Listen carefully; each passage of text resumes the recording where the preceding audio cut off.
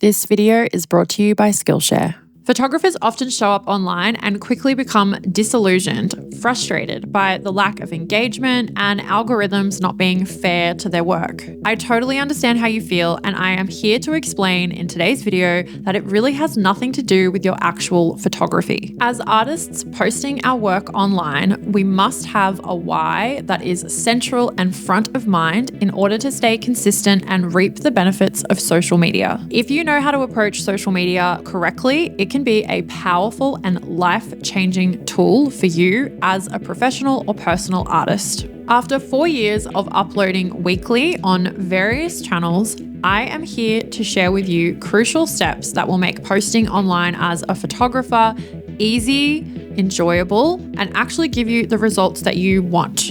This video is going to help you stop wasting time on the things that don't matter, like vanity metrics, and start focusing on the things that do. Let's go.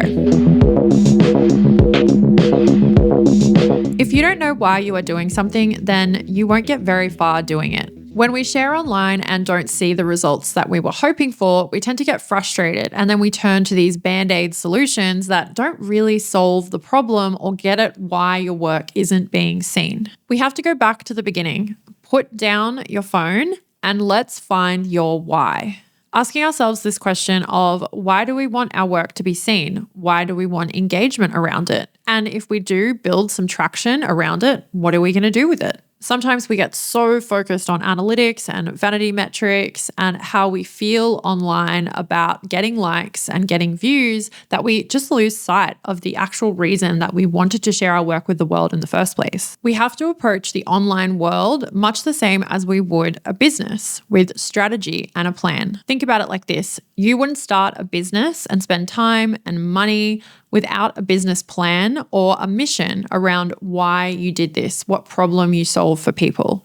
And when people don't do this for a business, it ends up failing. The same will happen to you online. Your why behind the urge to share your photography is going to act as your North Star, and no amount of viral videos or trending audios will replace this. Trust me.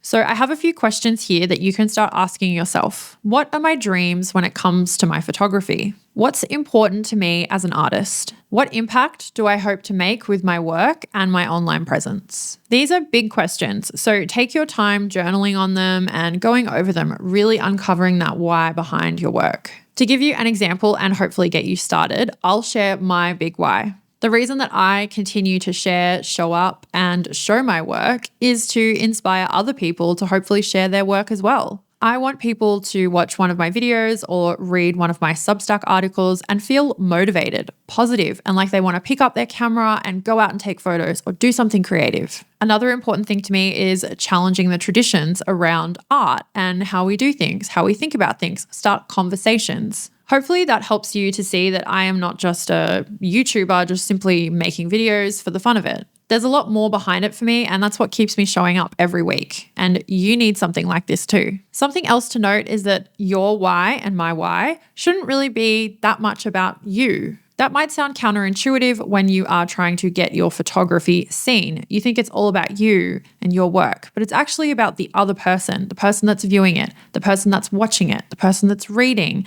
the person on the other side who you are asking to connect with your work. How will you access them? This is such a crucial thing to understand, and you will not get very far if you just simply expect people to engage and connect with your art without first giving them a reason why. Remembering that the online world is extremely saturated at the moment and there are images and people everywhere. So you need to differentiate and stand out, and knowing your why will help you to do this. Simply posting beautiful photos with no caption just isn't going to cut it in 2025. If you do answer these questions and you have uncovered your why or you're beginning to, comment below and let me know. In this next step, we need to uncover how you are going to implement your why online and use that to help you get closer to your goals around photography. If you are currently sharing your work across multiple different platforms, you need to stop because you are simply spreading yourself too thin. It's only people that do it full time or they have a team behind them that can upkeep that and keep the quality up on various different social media platforms. An exercise to do here is to choose a platform that aligns with you and your goals. I have another video that I will link to below that covers various different platforms and ways to share your work online that might be helpful. But just to cover off a few here and a few examples to help you, if you are a commercial photographer or a budding commercial photographer, it's probably wise that you do post on Instagram because people will find you there and see your work. If you want to land a gig doing travel photography and writing articles, then Substack might be the right place for you because you can showcase both those skills there and build a following around that type of work. If you want to teach people something that you are an expert in or very interested in, then YouTube could be a really good place for you to share long form videos, how-tos, tutorials, and share your knowledge. If you are someone who is interested in storytelling and people's processes and you really like the human connection side of photography, you might want to start a podcast. It's all about aligning your goals with the platform. Being everywhere will get you nowhere.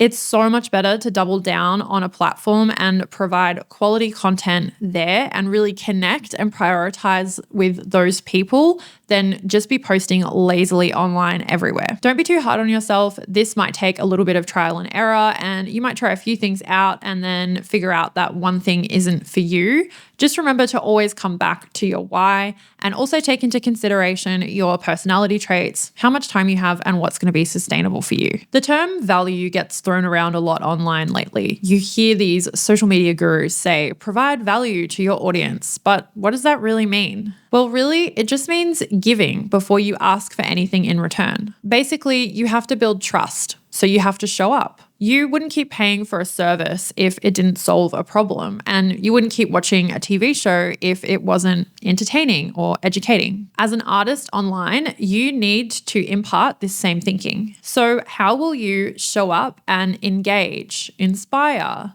educate, and provide value? How will you make others feel good, nurtured, heard, and seen? Remember, it's not about you. It seems like it's about you, but it just really isn't at the end of the day.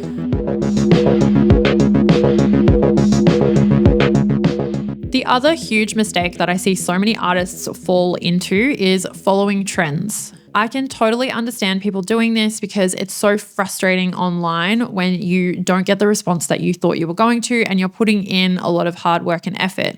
You see something pop up and it's getting lots of views and you think, hey, I'll just copy that or I'll jump on this trend and get some views. It's a band-aid solution and it also hurts you because you're a creative. You should be coming up with new creative ideas, not just following the herd. An example here that I want to call out is when you see people post on Instagram and they say, I'm posting my work till I reach 10K followers, and then they just do that for like 20 days or whatever. It's like, I need something more from you. Have you ever seen one of those reels and hit follow and been like, yeah, I want to support this person and listen to them and really built a connection with them? It's very lazy. It won't get you very far. It's damaging to your creative brand and you have so much more to offer as an artist. Different is better than better, and copying gets you nowhere. So I have some tips here to help you avoid jumping on the trends. When you post your photos, wherever that may be, caption your photos and don't just tell people the camera and the film stock or the lens that you used.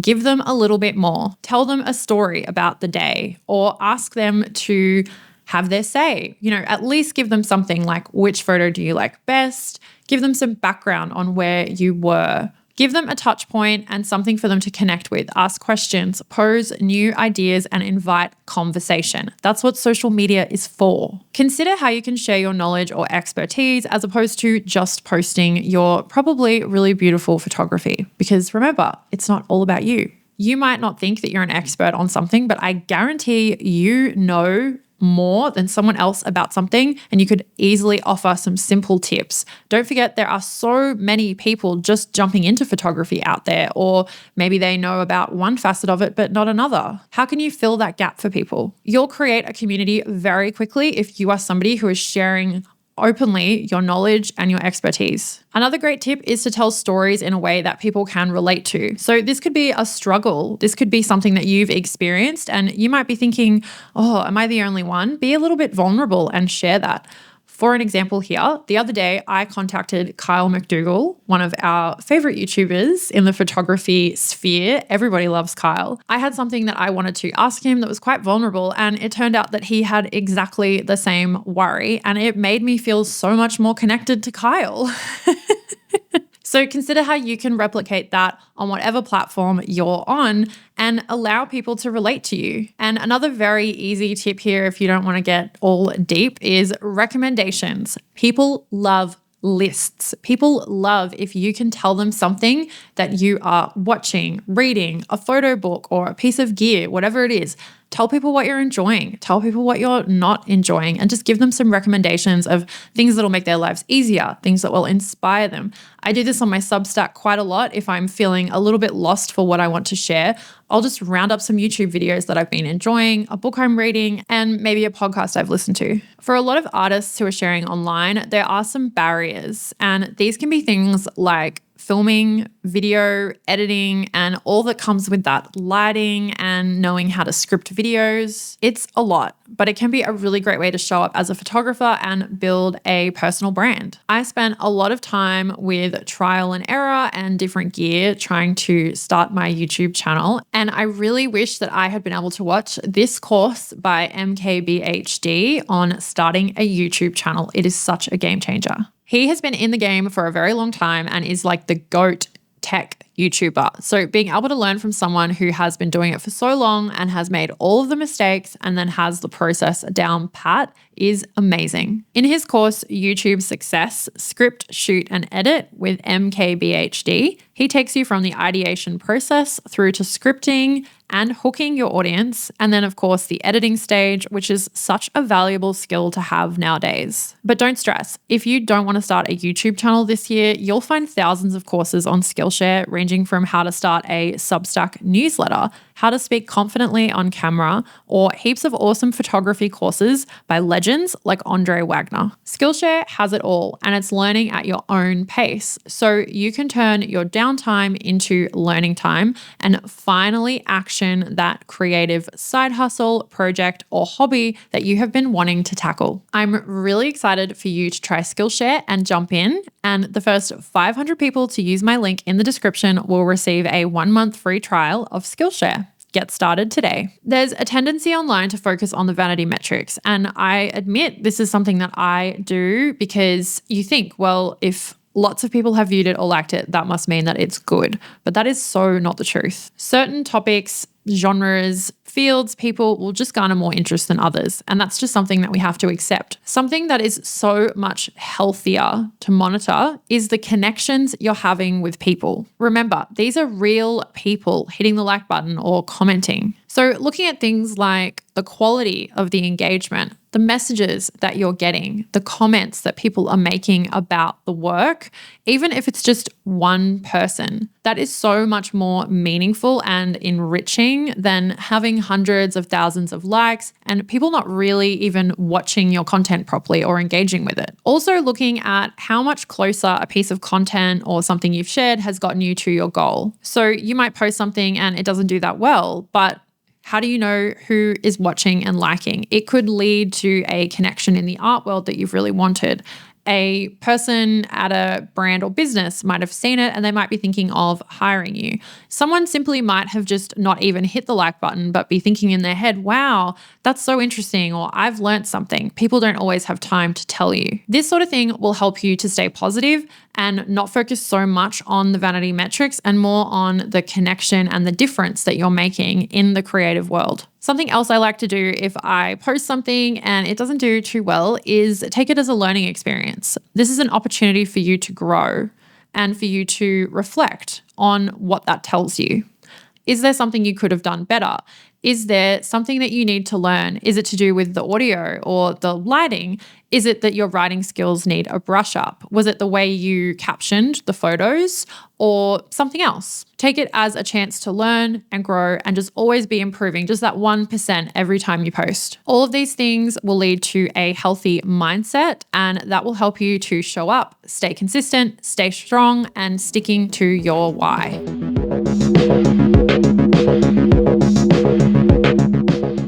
As you're probably aware, things can change very rapidly online. Instagram looks very different today to how it did 2 or 3 years ago or 10 years ago. Same goes for YouTube. So when we are wanting to make the online world part of our creative endeavor and help us reach our goals, we need to be nimble and flexible and understand that things will change. People can get really emotional about platforms like Instagram. At the end of the day, it is just a tool. Try and remove the emotion from it. If you are applying the same thinking to a platform that you were a few years ago, it's probably going to be really outdated and it's just going to lead to more frustration. So something I like to do here is ask yourself, am I doing exactly the same thing and expecting a different result? Because that is literally the definition of insanity. If you have been posting for a significant amount of time, like 6 months or a year on a platform or in any way creatively, wherever it is online, and you're not really seeing much growth, you're not seeing more comments come in, even if it's just marginal,